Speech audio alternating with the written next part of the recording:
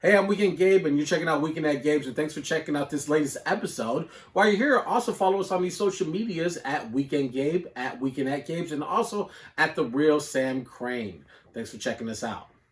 All right, we're just gonna roll with it. No worries. Thanks for giving us your time. I Am Mortal is the new record that's out there. It's available on your Bandcamp. You can go order the vinyl and get that into your life on the playlist. I want to start there for a moment, and I know we talked a little bit of this offline, but I think there's a reasoning behind it. So you have it on Bandcamp, which is fantastic because all the any purchases go straightly directly to you, which is probably more financially beneficial than trying to get streams on the digital streaming platform. But will this record eventually land on the DSPs at some point? Oh, most definitely. Yeah, and this is the first that anybody's hearing it. We're actually gonna be dropping the album on DSPs on October 22nd. So, Ooh, hey, is that a Weekend at Games exclusive? We love that on this show, yeah, man. that's an exclusive. Hey. Nobody else knew that. So, You hear that, America? That's what we do on this show. I love it. I love it. I love it. There you go. The record, I Am Mortal. You kind of have a lot of definitions at the bottom there about mortality, immortality. And the thing is, I remember running into you when we were at Neak's graduation party. This was like 3-4 years ago. I can't remember how long ago it was. And I was asking you, and you're like, "Yeah, I'm working on it. It's coming. It's coming." So, how long was the actual process of creating this record? This is 2021. So, in totality, 5 years. Wow. Yeah. Incredible. Wasn't on purpose, but I'm a strong believer in timing and like God's timing and like doing things when it's time to do it. So Right.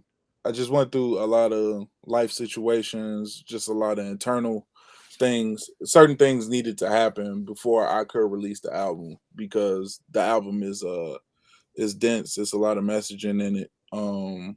And I don't want to say even loosely based on my life. It is my life. It's everything that I feel on the inside. So I just wanted to have a creative way to craft the album centered around this whole dichotomy of immortality versus mortality. And the overall tone of the album is just about leaving a legacy. Like what legacy or what example are you setting? And you can't really get to where you're going unless you visit where you come from. So that's why a lot of the different songs deal with different pieces and parts of me. From growing up in the hood to having a mom who exposed me to a lot of things outside of the regular norms and the rustle and bustle of the hood. Kept me out of gangs, kept me out of, just kept me away from like drugs, a bunch of stuff, which is hard for a single mother in the city of Chicago to do. You know what I'm saying? So it's just me visiting those different aspects of myself and, just reflecting on life and how I got to the point to where I am now. Let's go back to that to the origin, because you said that Chicago taught you how to hustle. Is one of the things on the album. Is there a story or maybe a couple stories that stick out to you where you were like, oh, this is instilling that work ethic in me right now? Yeah, as early as I can remember, so like I love like Box Chevy Caprices. Like that's like one of my favorite cars, and it's one of the things like I really want to get one and like really do something different with it. But like the reason I love that car so much is because my uncle, he had a maroon, actually a white Chevy Caprice, Box Caprice with a maroon interior, and he had sounds in it.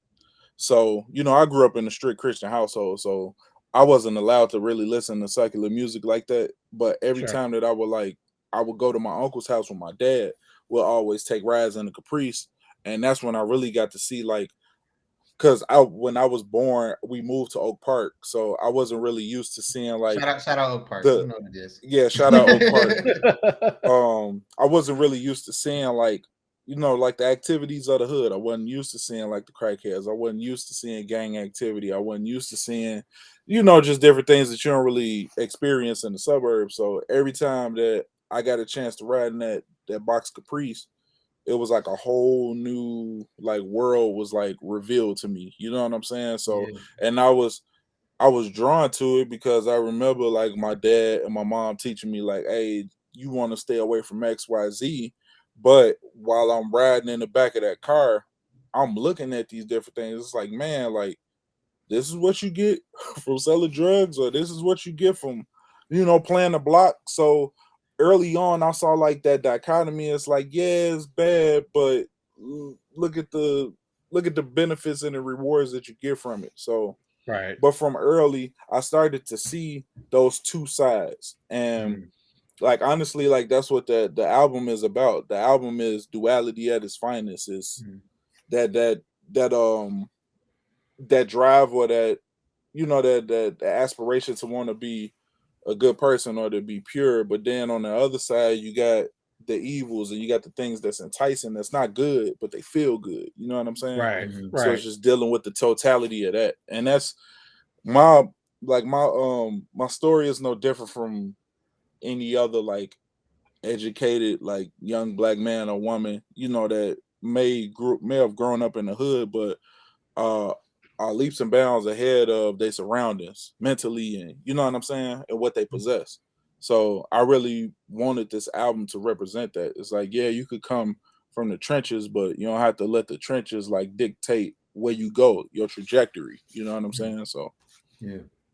No, I know you mentioned like the West Side a lot throughout the record, but talk a little bit about the kind of like expand on that a little bit, because you yourself, you were able to escape a lot of those demons and that negative appeal.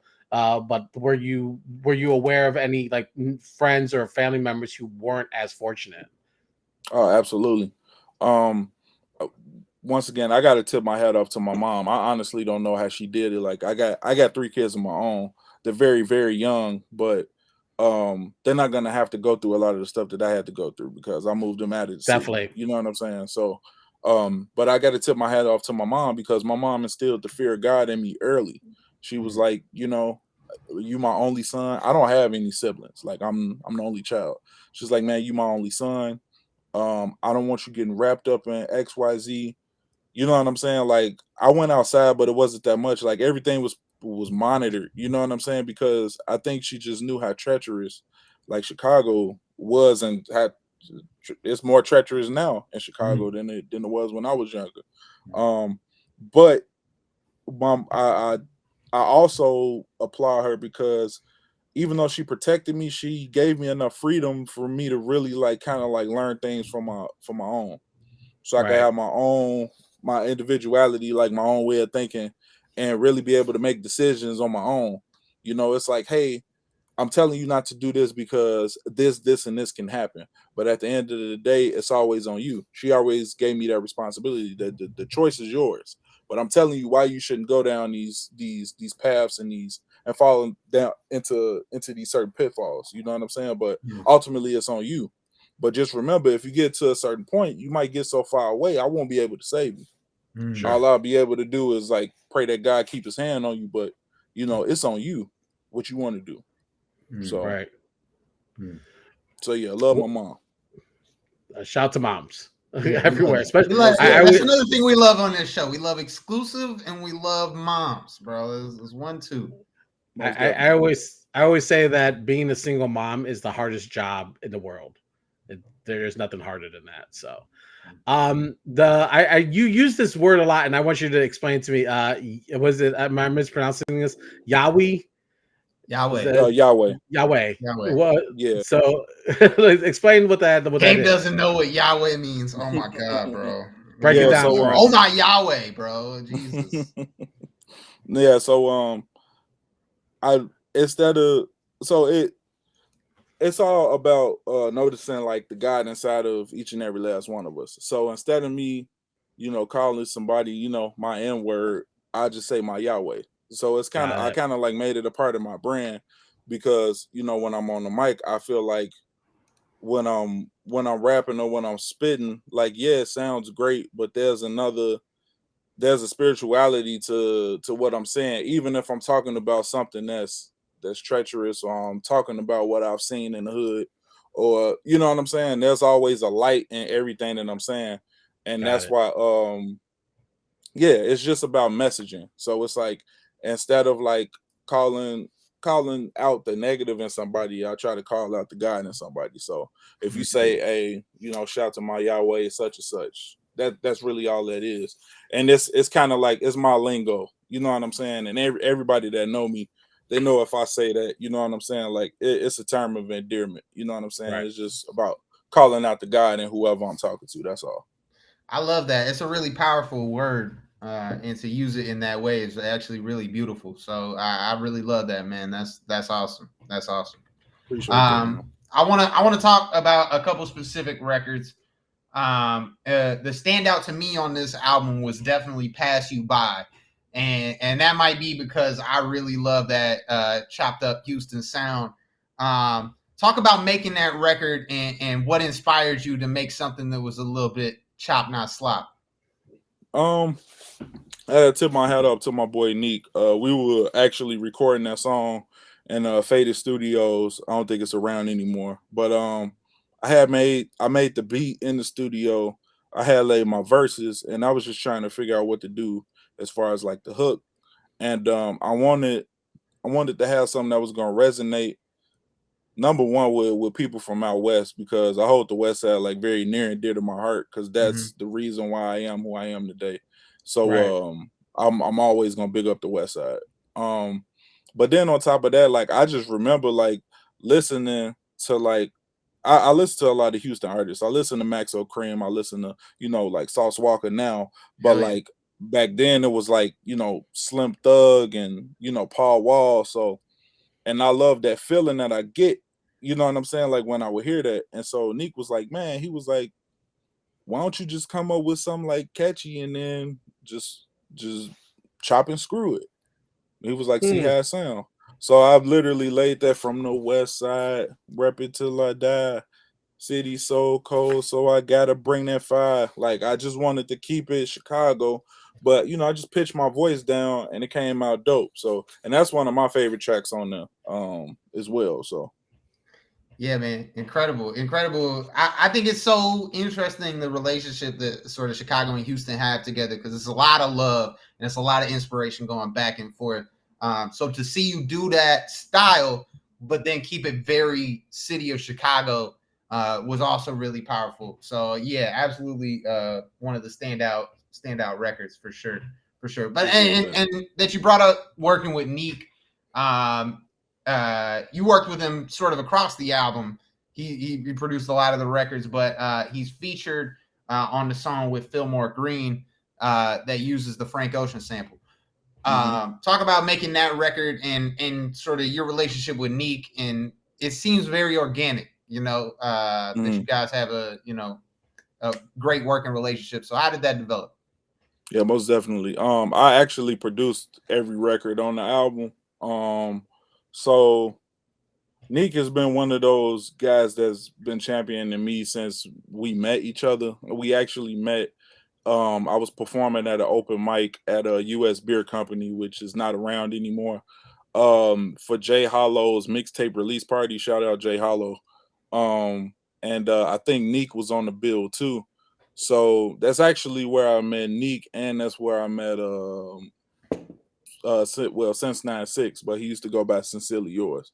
So I Right. met them two guys that night at US Beer Company. We just chopped it up after, and he was, Neek was like, man, like your stuff is cold, like I'm rocking with you. And so, we exchanged numbers and we've been brothers ever since. So that him being on the album a couple times, it wasn't on purpose, but it's like you said, it was one of those things, it just organically happened. The track Leave, yeah, that Frank Ocean song Self Control, like I love that song a lot.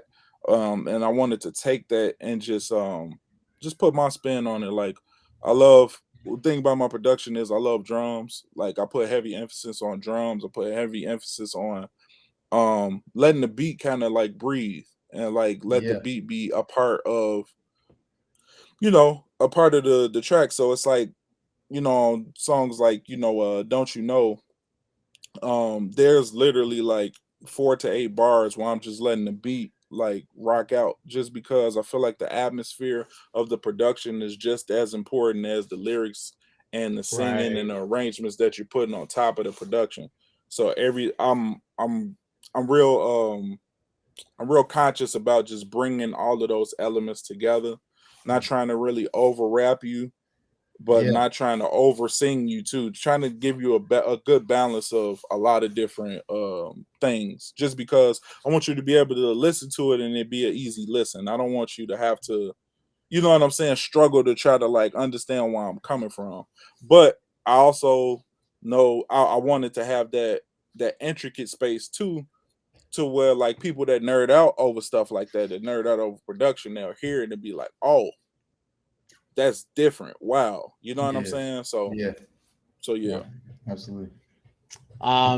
Before we get out of here, Fable, I wanted to ask you this because this is another thing. I want to go back to that night at Neak's party where it was you, it was Neak, Slot, Ad was there. And I was like, yo, when's the group album going to be made? When's it coming out? And you're like, yeah, we're actually talking about doing it. And then fast forward 5 years later. Gabe like, always got receipts. He's always accusing. He got receipts. No, but you know what? I appreciate Gabe for that, because that shows that Gabe is truly invested and he really cares about artists that he really likes. So hell yeah. I don't take no offense to that. Keep asking me. Just to answer that question, that album is coming sooner than you think. So it's not the Gold Standard Collective. There's another record that you guys are working on. Yeah. That's another super. It's another record that's coming. You're gonna love it. That's all I'm gonna say. You're gonna love it. It took me a while to get a record player, so I was finally able to listen to the vinyl last week. I've been sitting on this album for months, and so I was playing. I was like, "Yo, this should go crazy!" Yeah, so it's a like. So how was that? Quickly, you like how was that like working on that record together and you guys getting that done? Because that was a huge achievement to have you guys all together on one place. Anytime you're working on an album with other like-minded individuals, it's a lot easier because it's less of a workload. Because I don't have to sit and make all of the beats. I don't have to sit and rap all of the raps. You know what I'm saying? It's divvied up into like amongst 4 or 5 people. So you know what I'm saying? It's a lot easier. And recording the record, that wasn't the hard part. The hard part is always the post game. How you gonna package it? What's the marketing plan? You know what I'm saying? Like, what moves are you trying to make? You know what I'm saying? So it's always that. But we definitely. It's some beautiful stuff coming. On top of more stuff from me on the solo side. So just stay tuned. Right. All right. Fantastic. The new album is out there. It's called I'm Mortal. You can catch it on the Bandcamp. We'll put the link on our social medias at Weekend at Gabe's and at Weekend Gabe, so you guys can catch it before it's officially released on the digital streaming platforms. But go cop the vinyl, support independent local Chicago music. Let me actually big up Culture Power 45 because they're the ones that are behind the vinyl release. So shout out Taiwan Davis, shout out Infinito. And you can grab the vinyl right now at www.culturepower45.com. And I just want to let people know who aren't familiar with Bandcamp, when you buy the vinyl, you get a digital copy of the album for free. So you could take that and you could put it into your Apple Music or whatever, you got and rock out with it on the digital side too. All right. Sounds good. Whenever I got to lose $25, I'll definitely go out there and try to get a copy of it for, now that I have something to play it on. It helps. Fable, thank you so much for giving us your time. Good luck with the album. I hope to see you guys on stage together soon, because it is really, truly a pleasure that you guys all have this fantastic fantastic working environment. Shout out to Sense 96 in the space. My Yahweh. Some fantastic comment. Appreciate you guys all. All right, thank you so much. Enjoy the rest of your evening. All right, appreciate y'all. Salute. Fable the Great joining us here on the Weekend at Gabe's. Man, this is again, I love talking to people who are putting out records, who are on the grind, DIY, just like really full service, taking ownership of their career and really doing fantastic things. And I think we showcased two voices that are doing that work. Yeah, absolutely, man. It was great to talk to both of them. Both doing incredible things in different locations. Gabe, you know what I'm saying? We do Chicago, we do local, but we do national too. Sometimes we got to check in with New Jersey and make sure that it's not just the Jersey Shore out here. You know what I mean? Is it Guido? No. So no, an incredible show tonight. Go check out both of those albums on all streaming services. If you're watching on YouTube, you can find all of it in the description. And yeah, man, we got a big week next week though, too. Yeah, we're gonna do a sports week. In case you've been hold on, Gabe. What are we gonna do? Windy City Sports Week. We are gonna get all the big voices, all the big names to come out next week. So far, we got Terrence from the Bigs. He's going to be holding down baseball and the White Sox. And, of course, we're going to try to recruit Cheryl Ray Stout to come in and talk about the NBA, especially the Chicago Sky, who are in the WNBA Finals. And then, of course, basketball season is about to start in about a week and a half. It's going down, man. I gotta be honest. I know it's only a preseason game, but after watching that Bulls preseason game, I am fully on the hype train. Choo choo, Gabe. Choo choo, baby. We are riding this season. And, shout out to Candace Parker, an incredible player with incredible, as Shaquille O'Neal would say, feet work. Feet work, ladies and gentlemen. Kids, if you're playing basketball, learn yourself some feet work. Imagine coming home and winning a chip in your first season, man. I was disappointed to see how few people were out. I got to get me a ticket to the finals because that might be the only time I can afford to go to the finals. But I got to look into it. So we'll see if my bank account works that way. Shout out to Kevin Parker. All right, enjoy the rest of your evening, your weekend. We'll be at it, like you said, next week for Chicago Windy City Sports Week. We're going to get into all that. We're going to have a lot of fun with it as well. Don't forget to check us out on the socials, Weekend Gabe, Weekend at Gabe's, and also at The Real Sam Crane. And also subscribe to the show on YouTube. Subscribe to us on the socials. Subscribe to us on Twitch. Put us into your life. It's the best thing to do because we share, support, and show love. That is our mantra. That's what we live by, and that's how we roll. Sam, enjoy the rest of your evening. Get to where you got to go. I know you're trying to get out of here. Hey, man. Out. I always got time for you, baby. Oh, yeah. Spot, get down. Do you think? We're out. Hey, I'm Weekend Gabe. Thanks for checking out this latest episode of Weekend at Gabe's. Click on any of the links swirling around my head and also hit the subscribe button while you're here. Thanks for checking out us here on YouTube.